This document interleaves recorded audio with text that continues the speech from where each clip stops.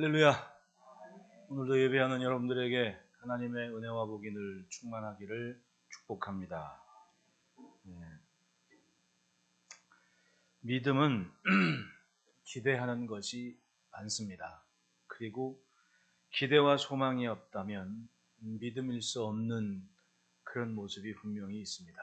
오늘 우리의 현실을 넘어서고자 하는 그런 마음을 가졌을 때 필요한 것은 믿음이었죠.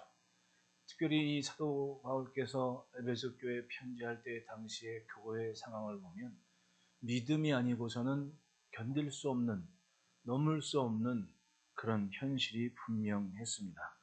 고난의 파도가 불어닥쳤고 또 배교의 그런 충동이 일어나고 이제껏 믿어왔던 그런 의지가 흔들려버리는 때에 과연 어떻게 이 내일을 기대할 수 있을까라는 절망의 시간들이 분명히 있었을 겁니다. 그런데 사도께서는 편지를 합니다. 교회에 대해서 구구절절히 설명을 하고 어떻게 살아야 될 것인가에 대한 설명을 구구절절히 하고 사실은 이 편지를 받아들었을 때 그걸 품고 믿고 이겨냈기 때문에 교회의 흔적이 그렇게 든든하게 남아있지 않았나라는 생각을 하게 됐습니다. 히브리서 11장 1절로 3절 말씀 보면 믿음은 바라는 것들의 실상이요 보이지 않는 것들의 증거라고 했습니다. 그리고 3절에는 믿음으로 모든 세계가 하나님의 말씀으로 지어진 줄을 우리가 아나니라. 세상이 하나님의 말씀으로 지어진 겁니다. 하나님의 말씀으로 지어진 세상이 어떻게 살아야 될까에 대한 답은 분명히 하나님의 말씀에 담겨 있는 겁니다. 하나님의 말씀으로 세상을 지으셨으니 하나님의 말씀을 찾고 하나님의 말씀을 붙잡을 때 삶에 대한 지혜가 생기고 방향을 알게 되고 그리고 힘을 얻게 됩니다. 믿음은 바로 그겁니다. 하나님의 말씀에서 기대감을 갖고 내일을 생각하는 겁니다. 그리고 그것은 자연스럽게 꿈을 가진 환상의 모습으로 자리하지 않겠습니까? 사도 바울께서 아시아에서 전도하다가 길이 막혀버렸습니다. 도저히 이렇게도 안 되고 저렇게도 안 되고 마치 하나님이 막으신 것 같은 생각이 들었을 때 꿈에 환상을 봤습니다. 마게도니아 사람이 나타나서 건너와서 우리를 도우라고 그 꿈을 꾸고 성경에는 그렇게 기록하죠. 이것은 성령이 자신을 유럽으로 보내 부르시는 것이다. 인정함이로라라고 얘기합니다. 이건 하나님의 부르심이다라는 걸 인정하고 그 환상을 쫓아 기대하는 것을 쫓아 그렇게 나아가게 됐던 겁니다. 그렇게 따지면 우리의 신앙생활은 그런 환상을 쫓아가는 것과 같습니다. 하나님의 말씀을 듣고 오늘과 다른 내일을 기대하고 생각합니다. 하나님의 말씀에 비추어 이제까지 살아온 나와는 다른 모습을 상상하고 인정을 하고 환상을 갖습니다. 그리고 어느덧 살아봤더니 나는 오늘 내 모습으로 변해 있는 겁니다. 처음부터 된 일이 아니지 않습니까? 듣고 믿고 그리고 그만큼 살아왔습니다. 하나님의 말씀에 맞춰서 생각을 하기 시작했습니다. 그랬더니 조금씩 내 모습이 변합니다. 여러분, 사람 사는 게 다 같습니다.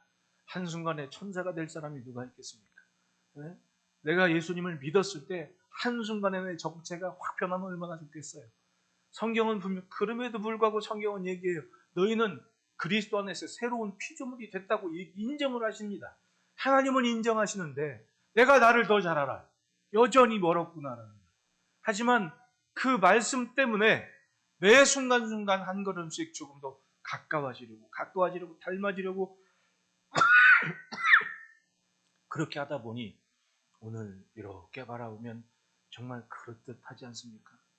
네, 정말 네. 내가 지난주 토요일날 저 목사님의 아들 결혼식에 있어가지고 거기 갔는데 참, 딱 오는 사람은 저 사람은 목사구나 알겠더라고. 이렇게 딱 걷는 모습을 봐도 저 사람은 목사님이구나 알겠더라고요. 이게 내 생각에는 한순간에 사람이 짠하고 변하겠냐고요. 믿은 것을 갖고 한 걸음씩 걷다 보니 어느 순간 나도 모르는 사이에 내가 되어 있는 겁니다. 근데 그것이 천국 갈 때까지 주님 만날 때까지 그렇게 서는 거예요. 그렇게 성장을 하고 있는 거예요. 그런 의미에서 우리가 누리는 오늘은 하나님의 기회 주심이죠. 하나님을 더 닮아갈 수 있는 조금 더 경건해질 수 있는 기회를 주시는 겁니다. 예수님은 우리에게 천국의 비유를 말씀하실 때 마태복음 13장 31절 32절에 말씀합니다. 또 비유를 들어 이르시되 천국은 마치 사람이 자기 밭에 갖다 심은 겨자씨 하나를 갖더니 이는 모든 씨보다 작은 것이로되 자란 후에는 풀보다 커서 나무가 되매 공중의 새들이 와서 그 가지에 깃들이느니라. 시작된 천국이 겨자씨 같다 그래요. 겨자씨 가보신 분? 제가 조만간에 내년에 성지답사 한번 갈 테니까 만사를 내쳐놓고 가실 분들은 일찍 신청하시길 바라요. 신청하신 분이 있어야 이게 빨리 추진이 되는데, 겨자씨를 보면 그야말로 불문 날아갈 것 같은 그거예요. 근데 마치 천국은 그거 같다고 얘기를 하지 않습니까? 보일 듯 말 듯한 씨 하나를 심었다고 얘기를 합니다. 심기운 다음 이게 흙인지 겨자씨인지 몰라요. 이게 흙덩어리인지 생명덩어리인지 아무도 모릅니다. 보이지를 않는다는 겁니다. 그런데 일정 기간 시간이 지나 봤더니 어느 순간 싹이 나고 풀이 됐고 그게 장성해서 나무가 돼버립니다. 이걸 천국이라고 하신 겁니다. 그렇다면 주님이 보신 것은 뭐겠습니까? 그렇습니다. 보이지 않고 미약하지만은 결국은 성장을 하고 자라게 돼서 나무가 돼서 새들이 깃들 만한 그런 성장과 열매와 결실을 주님은 이미 보고 계셨다는 겁니다. 그것이 시대의 교회고 지금 우리의 모습인 거예요. 그러니 주님이 보시는 것에 맞게 살기 위해서 얼마나 우리가 애쓰고 힘씁니까? 어떻게 살아야 됩니까? 주님이 원하시는 것을 자꾸만 찾아내야 되죠. 그리고 그것이 지금 나와는 거리감이 있다 하더라도 그걸 가깝게 지키기 위해서 애쓰는 것이 삶의 답이라는 겁니다. 그렇게 살아가는 게 이 땅의 성도의 삶인 겁니다. 사도께서는 그 말씀을 남편과 아내의 비유로, 가정의 비유로, 부부의 비유로 얘기를 했고 32절에 단순히 아내와 남편의 이야기가 아니라 이 비밀이 크도다 나는 그리스도와 교회에 대하여 말하노라. 그리스도와 교회에 대해서 말하는 것을 가장 우리가 삶의 기본적으로 매일 느끼고 알 만한 남편과 아내의 관계로 설명을 해 주셨다는 얘기입니다. 우리는 매 순간순간 거울을 보듯 하나님의 말씀에 나를 비추는 모습이 필요합니다. 우리가 매 순간순간 예를 따라 그렇습니다. 그래도 이렇게 주보의 말씀 나가면 짬짬이 여기저기 뒀다가 한번 짬나면 읽어보고 이거 읽는데 뭐 1분뿐이 더 걸리겠습니까? 쭉 읽어보고 이렇게 제가 사실은 설교할 때 이 설교 준비를 할 때 신경을 쓰는 부분이 있어요. 단어를 어떤 걸 써야 되나, 어떻게 또 해야 되나, 뭐 이런 형용사나 이런 게 어떻게 좀 맛깔스러울까라고 얘기를 해요. 그 여러분 설교 잘 듣는 아이들은요 어휘력이 100% 듭니다. 이건 진짜 장담합니다. 이건 임상 경험이 있기 때문에 얘기해요. 아이들하고 같이 설교 나눔을 하고 이 주보에 있는 거 자꾸 읽다 보면요 아이들이 사용하는 단어나 어휘력이 그리고 글을 풀어가는 문해력이 확실히 늘어요. 내가 그건 장담합니다. 왜냐하면 지금 이 예배하는 시간, 하나님의 말씀이 나누는 시간, 그 시간을 주도적으로 이끌어 가신 분은 성령님이시기 때문에 그래요. 그래서 딱 그릇에 맞게 알아듣는다는 거예요. 듣는다니까요. 이해하시겠습니까? 정말 그래요.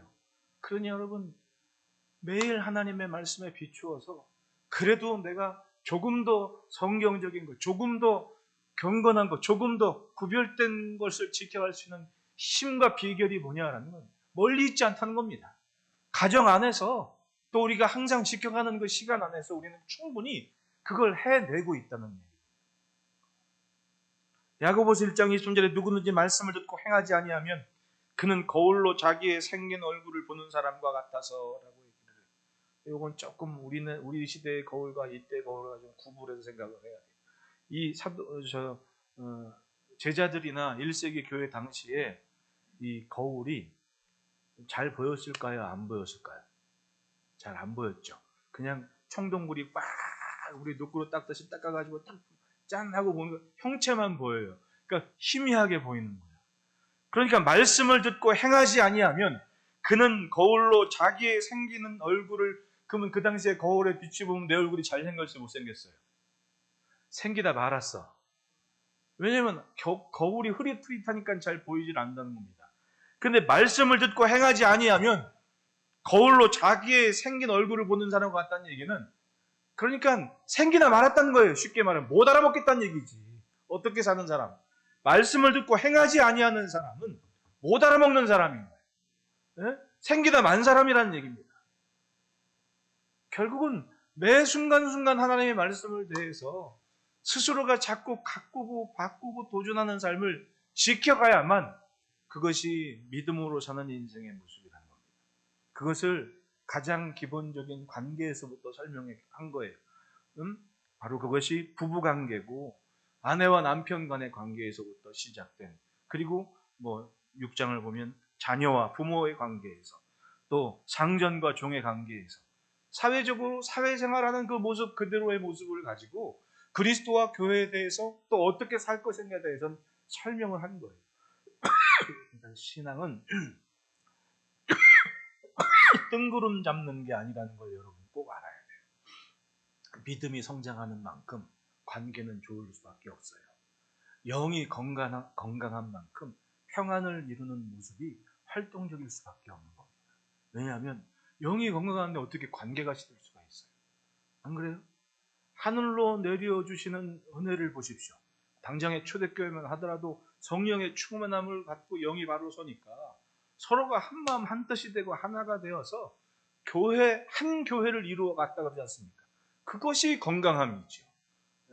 입술로 아무리 주여 찾고 성령 어쩌고저쩌고 해봐야 그 사람의 관계와 삶이 망가졌다면 그건 가짜라는 얘기예요.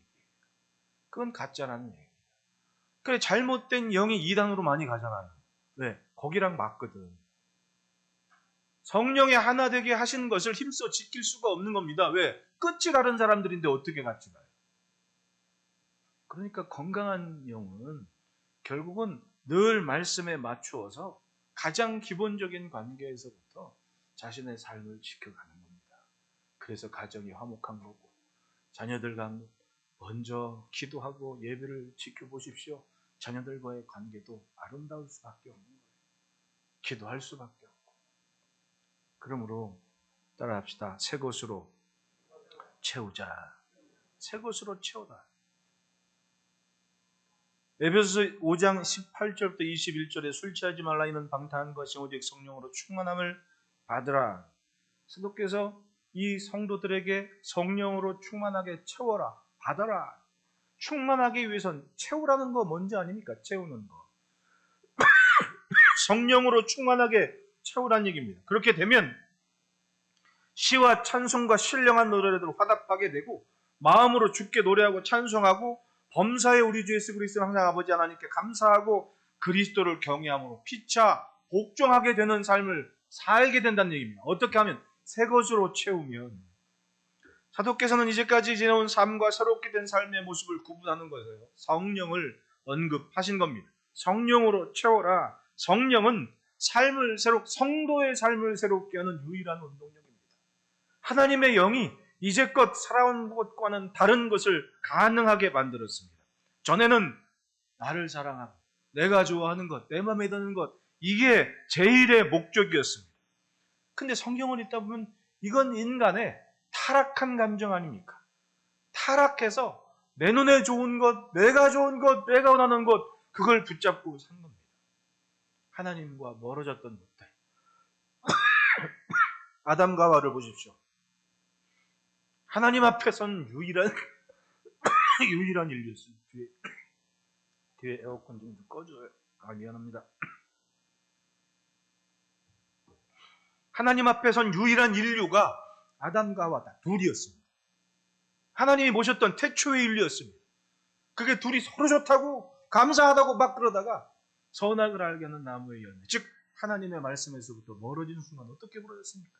당신이 내게 준 저 여인이 나로 하여금 선악을 알게 하는 나무의 열매를 따먹게 했다고. 사람이나 여러 때서 그러면 민망하지라도 않지. 꼴랑 둘이 있는데 둘이 그러고 있는 거예요. 얼마나 불쌍합니까? 그 뭐예요? 하나님께로부터 멀어진 감정이었던 겁니다. 서로 핑계하고 원망을 했습니다. 그런 부부였습니다. 잘 되면 내 탓이고 안 되면 남의 탓을 하고 늘 변명과 남 탓을 하며 살아왔습니다. 그런데 성령께서 그런 나를 새롭게 합니다. 술 취하고 방탕한 삶이 아니라 이제는 적극적으로 시와 찬미와 신령한 노래가 내 안에 담기기 시작합니다. 어쩔 수 없습니다. 사람은 담은 것 갖고 사는 거예요. 그러니까 뭔가 담을 수 있을 때 열심히 담아야 돼요. 열심히 담아야 돼요. 학생들도 마찬가지입니다. 뭔가 책을 읽을 수 있을 때 열심히. 요즘 저 뒤에 앉아있는 승환이 때는 막 책을 딱 보면 아주 스캔되는 거 아니야? 빡빡 한 권 읽는데 몇 시간 걸리겠어. 그냥 그저 명석한 두뇌 회전으로 쭉 하면 완전히 컴퓨터가 스캔에다 쭉 체크한 거 꼴랑 들어갈 때 아닙니까? 근데 그때 담은 게 없으면 나중에 할 말이 없는 거야. 할 말이 없는 거야. 저도 책을 좀 종종 막 새로 나왔다, 뭐 유명하다, 뭐 새로운 뭐 어떤 뭐 아이템이다 그러면 관심이 없는 내가 전공 분야가 아니지만 그래도 이게 지금 요즘 세상 돌아가는 이야기다라면 그래도 보고 뭐 그러니까 사실은 산 것보다 버린 게 더 많아요, 책은. 하지만 이해가 되든 안 되든 어느 때는 이게 이해가 돼가지고 그냥 밤새도록 읽을 때 있지만 어느 때는 한 몇백 페이지 되는 책 보고 한 문장을 봐도 책이 진도가 안 나가는 것도 있더라고요. 그럼 제껴두고 이게 안 될 때 하면 능률이 안 올라요. 다시 될 때 다시 붙잡아 되는구나 이때 해야지 이걸 안 되는 걸 억지로 붙잡 있으면 안 돼. 하지만 그렇다 한들 그럼에도 불구하고 자꾸만 담지 않으면 어떻게 되겠습니까? 나올 게 없는 거 아니에요. 그러니까 뭔가 넣을 수 있을 때 열심히 넣으라는 겁니다. 학생들은. 어리면 어릴수록 더 많은 걸 집어넣으면 집어넣을수록 언젠가 끄집어낼 양분이 되거든요. 신앙도 마찬가지 아닙니까? 열심히 들어야죠. 들은 것이 있을 때 나올 것이 있는 거 아닙니까? 열심히 들었을 때 신앙의 삶의 방향이 보이는 것이고 뭔가 하나 나침판을 가진 것이고 답답한 시간에 갈 방향을 깨닫게 되는 거 아닙니까? 성령은 그렇게 우리를 이끌어 가십니다. 새 것을 집어넣은 순간 새 것을 알만 합니다. 하나님은 나를 새롭게 만드셨는데 자꾸만 옛 것만 고집하고 있으면 어쩌겠습니까? 새 것은 새 것에 맞는 그것을 담고 쫓아가야 됩니다. 하나님께서는 성령을 불어넣어 주셔서 우리가 연주하고 또 삶을 통해 비추는 것은 성령의 역사가 되게 만드십니다. 성령의 관계가 되게 만드셨습니다. 그렇게 내가 변하니 세상이 점점 변합니다.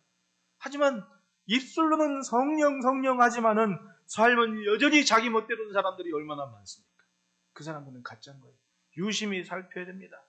충만하다면 관계마저도 은혜로워야 되는데 성령은 충만하다고 말하는데 결국은 자기 마음대로 자기 좋은 대로 사는 관계가 망가지는 거 아니에요. 그래서 사실은 신앙도 관계도 신앙의 정도도요. 따지고 보면 내 옆에 누가 있는지가 딱 내 모습인 거예요. 네. 안 그래? 내가 급한 일이 있는데 좀 만나줘 했을 때 달려오는 친구 셋 있으면 솔직히 성공한 거 아닙니까? 근데 어지간한 사람들은 정말 힘들대 전화는 달려올 사람이 있는 사람들. 특히 예수 믿는 사람들은 더 그렇잖아요. 주님도 내 도우심이고 주의 생명인 건 맞아. 하지만 주님을 향한 삶이 펼쳐지는 현장은 내 가정이고 내 관계 아닙니까? 제가 얼마 전에 친구들한테 장난친 거를 공개적으로 회개한 때가 있었습니다. 내 친구들이 참 좋아해요, 친구들을. 내 친구가 그때가 언제냐 90 몇 년도인데 친구 하나가 저 수지에 분당에서 부목사 생활을 할 때인데 종종 이제 한 달에 한 번씩 모여서 목욕하면서 뭐 이런저런 목회 얘기나 뭐 신학적인 이슈들 되는 얘기를 하고 밥 먹고 그러고 헤어지고 그래요. 근데 이제 어느 날 제가 좀 거기 가서 이게 탄산 온천이 있어가지고 이렇게 얘기하고 좀 몸이 굉장히 좋았습니다. 그 다음 주에 돼가지고 그때는 다 24시간 다 했잖아요. 예, 친구한테 저녁에 와가지고는 낮에 점심 먹고 야 오늘 저녁에 9시에 만납시다. 그랬더니 친구들이 아 좋다고. 그래갖고 전 잠들었지 뭐예요. 장난 한번 쳐본 건데 진짜로 9시에 전화가 온 거예요. 내가 잠도 안 자고 뭐하냐 했더니 이걸 오래매 내가 언제? 그랬더니 내가 분명히 그랬더니 낮에 그러긴 그랬지. 근데 장난이었는데 사장님 좀 난처하더라고. 그래서 그날 잠을 이렇게 자면서 웃으면서 잠을 잤어요. 친구들은 거기 있고 나는 집에서 잠을 자면서 야 그냥 내가 빈말을 했는데도 친구들이 철떡같이 믿고 모였네 이러면서 웃으면서 잠을 잤어요. 따지고 보면 주변에 어른들이 그런 얘기를 합니다. 갑자기 그런 일이 있을 때 이런 관계가 보이지 않겠냐. 은혜롭게 사는 것, 성령 충만해서 사는 것은 뜬구름 잡는 이야기가 아니에요. 내 안에 담겨진 것을 함께 나누고 공유하면서 삶에 표현되고 나타나는 이 관계가 결국은 내 신앙의 정도 아닙니까? 사람은요, 안에 담은 것 가지고 분명히 살게 되어 있는 겁니다. 안에 담은 것과 나오는 것이 다르지가 않다는 얘기입니다. 그렇다면 지금 내 현실을 보고 내 안에 담긴 것을 가늠해 봐야죠. 그렇구나. 그러면 좀 더 채워야겠다 할 사람 열심히 채워야 됩니다. 조금 더 베풀어야겠다라는 사람. 사람의 마음이 얼마나 간사해요. 나한테 잘해주는 사람은 다 천사 같고 나한테 잘해주는 다 옳은 사람 같아. 다 내 편이야. 근데 나한테 조금이라도 아프면 다 남편이래. 그래서 남편이라고 웃으면서 얘기하면 뼈 있는 얘기지. 어떤 사람은 나한테 잘해주고 내 말 잘 듣는 사람은 다 내 편이래. 근데 나한테 조금이라도 아픈 사람은 목사 편이래. 그런 말도 하더라고. 세상에 그런 거 아닙니까? 여러분, 내 안에 있는 것을 끄집어내는 것, 그건 결국은 내 관계에서 보이는 겁니다. 새 것으로 채웠다면 새 것다운 삶을 살아가는 지혜와 용기를 갖고 그렇게 실천하면 좋겠습니다. 둘째로는 따라합시다. 존중하고 사랑하라. 22절 23절에 아내들이 자기 남편에게 복종하기를 주께 하듯 하라. 이는 남편이 아내의 머리됨이 그리스도께서 교회의 머리됨과 같음이니 그가 바로 몸의 구주시니라. 아내들이여 자기 남편에게 복종하기를 주께 하듯 하다라는 얘기는 이건 어떤 것이 더 중하기 때문에라기보다도 사실은 눈에 많이 보이는 사람들을 먼저 얘기하게 되는 거 아니에요? 이 시대에도 사실은 이 에베소라는 도시 자체가 이방 문화권이었고 또 상업에 나선 여인들도 많았고 그러니까 사실은 사도행전을 볼 때도 이 이방 문화권에 있는 누디아라든지 이런 사람들은 사회적으로도 굉장히 월등한 뭔가 신분 상승이 있었던 사람이고 가령 베니게에 있던 수로 베니게의 그 여인 같은 경우도 베니게 상단의 이 섬유 같은 걸 상단하는 계통에 있는 사람들은 사회적으로도 왕족과도 친밀하게 거래가 되는 만큼의 여인들이거든요. 사실은 복음서나 사도행전을 볼 때 그 당시의 문화권을 이해하지 않으면 뜬구름 잡듯이 설교를 하게 돼버리는 거예요. 근데 그런 여인한테 예수님이 개들 자녀의 떡을 취해서 개들에게 주는 게 마땅치 않다라고 하니까 그 실질적으로 사회적으로 그렇게 잘 나가는 여인인데 예수님이 그렇게 취급하니까 예수님은 여인이 자존심 때문에 삐져갖고 갈 수도 있어 이런 생각했는데 갑자기 이 여인이 주여 올소이다마는 개들도 주인의 상에서 떨어진 부스러기라도 먹습니다. 이 정도 말할 수 있는 언변을 가졌다는 얘기는 이 여인은 그 사회 생활하면서 충분히 상대방이나 자기 위치에 대한 배려나 지혜를 가진 사람 아닙니까? 근데 이게 바로 그 여인의 믿음이었던 거예요. 자기의 그릇만큼 믿었던 거지. 예수님은 여인에게 메갈레 피스티스, 위대한 믿음이다라고 칭찬하시면서 여인의 딸을 고쳐주지 않습니까? 바로 그런 경험하고 똑같습니다. 에베소 교회도 항구 도시였고 상업 도시였고 또 모이다 보니 여인들의 위치도 상당했고 이게 사실은 애들을 혼내도 제가 이 아빠들 무시하는 얘기 아니니까 절대 오해하지 마시고 애들을 혼내도 큰 애를 먼저 혼내요. 작은 애들 먼저 혼내요. 알아먹는 애를 먼저 가르치지 않습니까? 그러니까 보편적으로 이 구성원 자체가 아내들이 많이 모여 있으니까 설명을 한 거예요. 아내들이여 자기 남편에게 복종하기를 죽게 하듯 하라. 근데 이게 전제가 뭐라고요? 그리스도와 교회에 대해 말한다라는 얘기예요. 그리스도는 자기를 높이기 위해 살지 않습니다. 예수님은 제자들을 세우고 십자가에 죽으셨습니다. 사람을 세운다는 것이 바로 그런 원리입니다. 존중하고 사랑한다는 것이 바로 그런 원리입니다. 마치 아내가 남편을 존중하고 세우듯 교회는 그렇게 사람을 세워가는 겁니다.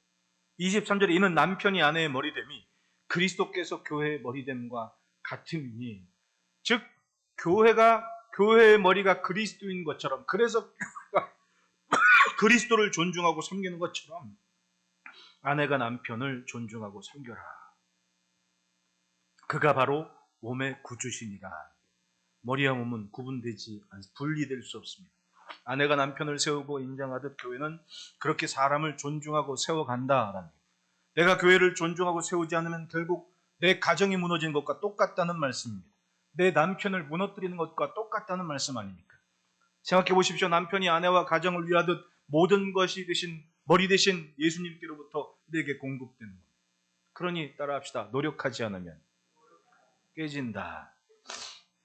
모든 관계는 말 한마디에서부터 노력하지 않으면 깨질 수밖에 없는 거예요. 남이 아니기 때문에 노력을 하는 거 아닙니까? 교회는 세상의 단체가 아닙니다. 교회 안에서 생활하다 보면 이런 것들이 무너질 수가 있어요. 왜? 더 많이 사는 것이 세상입니다. 세상 것을 가지고 자꾸만 교회 와서 그것을 잣대질을 하니까 교회가 시끄러울 수밖에 없는 거 아닙니까? 교회가 교회 되는 것은 가장 성경적이고 가장 신앙적인 것을 지켜가는 비결이 무엇인지를 알고 찾고 그것만 지키면 되는데, 이걸 자꾸 해석을 어떻게 해요? 저 사회생활 하듯 해석을 하다 보니 교회의 질서가 깨지고 시끄러워질 수가 없습니다. 머리 대신 그리스도를 외면하면 안 됩니다.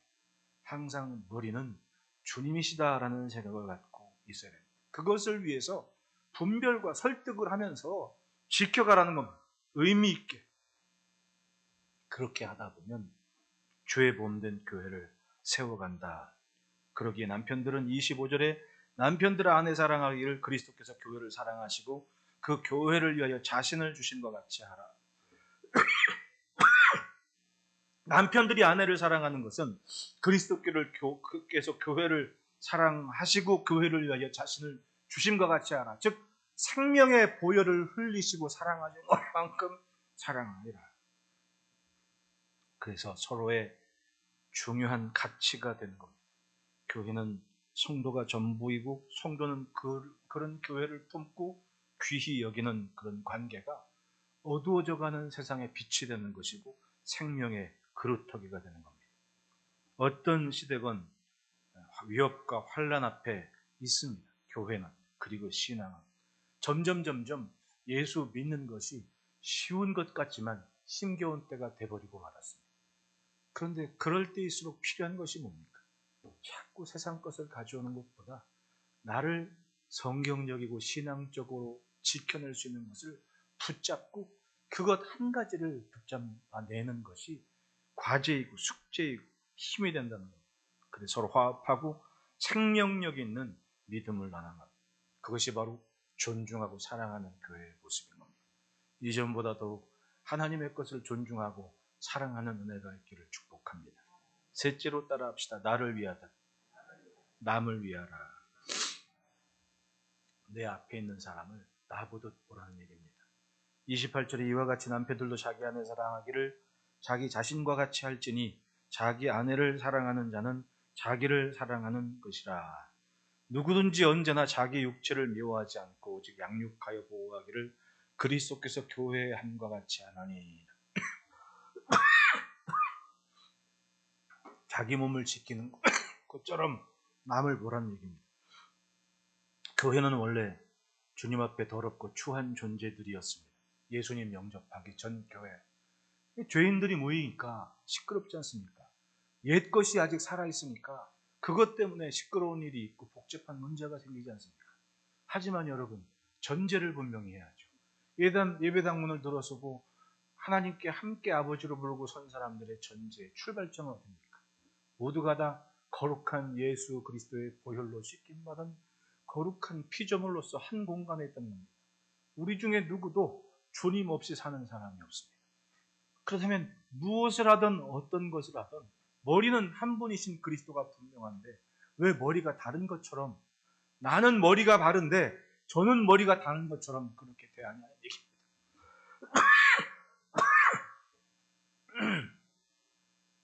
주님은 문제 많은 인생들을 불러 모으셔서 분명한 것을 보셨습니다. 26절, 27절 보십시오. 같이 읽어보겠습니다. 시작. 말씀으로 깨끗하게 하사 거룩하게 하시고 자기 앞에 영광스러운 교회로 세우사 거룩하고 흠이 없게 하려. 예, 주님이 보신 것은 바로 이 모습이었습니다. 티나 주름 잡힌 것이나 이런 것들이 없이 거룩하고 흠이 없게 하시기 위해서 우리 모두를 불렀다는 얘기입니다. 그러니 내가 물로 씻어 말씀으로 깨끗하게 하고 거룩하게 하신 주의 손길 속에 만들어졌다면 내 앞에 있는 이들도 그렇게 만들어지고 있는 것을 인정해야죠. 그러니까 나를 위하듯 저를 위하는 게 정상 아닙니까? 그렇게 사는 것이 바로 고난과 환난을 이겨가는 교회의 모습이라는 겁니다. 힘들 때 교회 왔을 때 위로가 되고 힘이 있다면 얼마나 믿음이 좋은 거예요. 믿음이 좋은 거예요. 주님은 분명히 티나 주름 잡힌 것이나 이런 것들이 없이 거룩하고 흠이 없게 하려 하시기 위해서 우리를 세우셨고 우리를 부르셨습니다. 먼저 남편과 아내의 관계로 볼 때 남편은 아내를 세상에서부터 존귀한 인생으로 품어주고 지키는 비결은 세상 모든 상처와 아픔을 물로 씻어 말씀으로 깨끗하게 자기 앞에 영광스러운 교회로 세우사, 즉 먼저 영적인 필요를 채우는 것에서부터 시작하라는 얘기입니다. 부부관계도 마찬가지입니다. 서로 상호간에 영적인 관계에 충만함이 없으면 관계는 깨질 수밖에 없는 거예요. 주님과의 관계가. 그러니 영적인 것에 우선하라. 모자르 싶으면 더 예배하고 모자르듯 싶으면 더 기도하고, 그런 관계가 힘있게 어둠의 때를 이기는 능력이 된다. 티도 없고 티도 흠도 없이 거룩한 교회로 서는 것을 보십시오. 그것이 바로 유일한 교회의 축복이고 사명입니다. 기도하는 성도가 귀하고 예배 드리는 성도가 아름다운 것이 가장 기본적인 교회의 모습 아닙니까? 결국 그 모습이 시대의 고난을 이겨낸 교회의 모습이었습니다. 32절부터 33절 보십시오. 그러므로 사람이 부모를 떠나 그의 아내와 과여 그들이 한 육체가 될지니 이 비밀이 크도다. 나는 그리스도와 교회에 대하여 말하노라. 그러나 너희도 각각 자기 아내 사랑하기를 자신과 같이 하게 하고 아내도 자기 남편을 존경하라. 이 말씀의 뉘앙스를 보면 시작은 피차에 복종하라. 아내들이여 남편에게 복종하라. 먼저 그것을 그리스도와 교회에 대해 설명을 한 거예요. 가만히 설명을 해봤는데 그게 전부가 아니라 마찬가지로 33절에 그러나 너희도 각각 자기 아내 사랑하기를 자신과 같이 하고 아내도 자기 남편을 존경해라. 즉 가정에서부터 이 기본적인 삶의 질서 원리를 지켜가는 것이 다르지 않다. 내 아내와 내 남편을 지키듯 그렇게 예수님과 주님의 몸으로 선 우리의 관계와 삶을 지켜가면 좋겠습니다. 결국은 그 모습은 시대의 주님을 닮은 예수님처럼 사는 삶이 될 겁니다. 마주보고 인사합시다. 예수님처럼 삽시다. 기도하겠습니다.